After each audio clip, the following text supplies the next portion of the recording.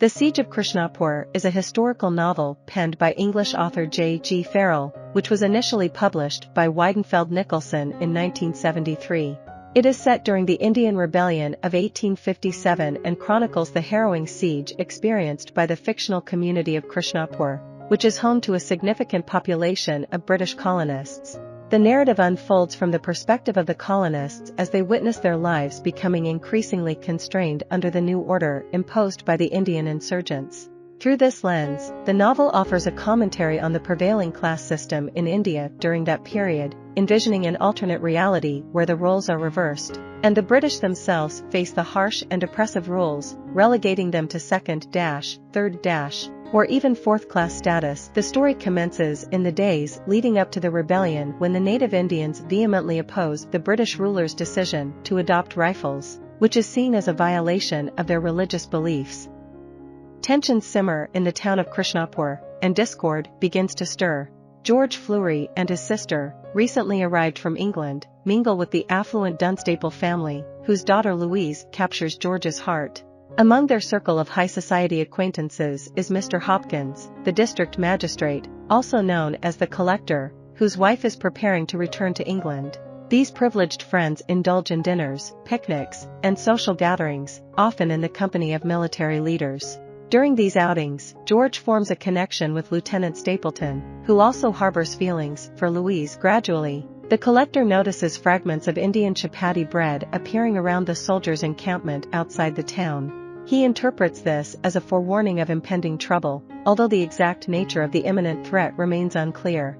Concerned, the collector initiates the construction of ramparts in preparation for a potential attack while hastening to Calcutta to report the disturbing developments in Krishnapur. However, their pleas and warnings fall on deaf ears as the officials refuse to acknowledge the imminent danger. Defeated, the collector returns to Krishnapur only to witness the devastating rebellion in the nearby city of Kuptanganj that decimates the British forces. In Krishnapur, the British residents and soldiers rally together, constructing fortifications and seeking shelter within their confines.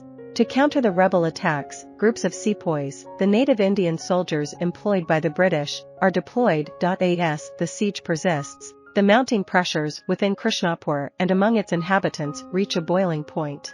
Disagreements arise over the distribution of scarce food supplies and the proper disposal of the growing number of corpses. However, these conflicts prove to be just the beginning.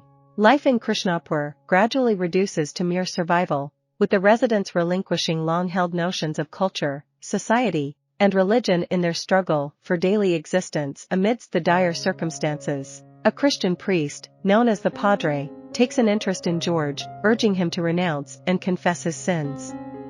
He also focuses his zealous moral teachings on the collector. Meanwhile, amidst the siege, love and sensuality unexpectedly blossom. George and Louise grow closer, while a young man named Harry redeems Lucy, a fallen woman who runs a tea shop in Krishnapur. During a tea party, Lucy is attacked by a swarm of beetles, and Harry and George come to her aid, removing the insects from her exposed flesh. Shortly thereafter, the collector falls ill, and the fortifications of the colonists gradually diminish in size as the rebels encroach upon them. In a fevered state, the collector takes the prime minister and others hostage in a desperate attempt to deter further rebel assaults, but eventually releases them in resignation. Tragedy strikes when a cholera outbreak ravages the town. The two physicians of Krishnapur, Dr. Dunstable and Dr. McNabb, battle against the disease, doing their best to provide medical care amidst the chaos. McNabb find themselves at odds regarding the most effective treatment for the cholera outbreak. In a misguided attempt to prove his point, Dr. Dunstable ingests a vial of liquid prepared by a cholera victim, resulting in his untimely death. As the season transitions to fall, the remaining vestiges of civil society are largely disregarded. The townspeople endeavor to hold an auction, but a deceitful bidder seizes the remaining food rations for his own benefit. Eventually, the siege reaches its climactic moment. The rebels have forced the residents of Krishnapur into their final stronghold, the town's banquet hall. Devoid of weapons, the trapped group utilizes anything they can find as makeshift defenses, employing rocks and even statues.